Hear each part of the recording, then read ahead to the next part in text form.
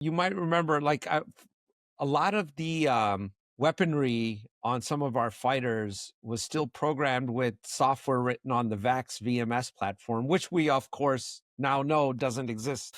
But they still use an emulator, of course, to program some of those things. But it's antiquated, and that's just one example. Is there safety by operating in some of these antiquated heaps, or is that even more dangerous? Because I know there's people operating on Windows XP still. It's out there. Yeah. Well, Windows XP, I would not recommend. That is definitely vulnerable. Because a lot of these patches came after that. But you're right. There's something to be said about software obsolescence not being out there. So the bad guys or the hackers that are going after it don't even consider it.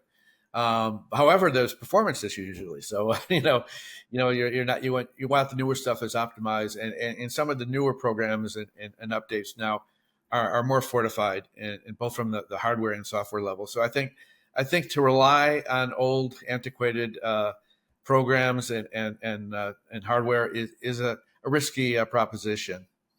For many reasons for that way. But you're right. I mean, if you're looking at, there's talk years ago that, that the Russians weren't upset about the electronic magnetic pulse issues because all their stuff was still tubes and it wouldn't impact, Yeah.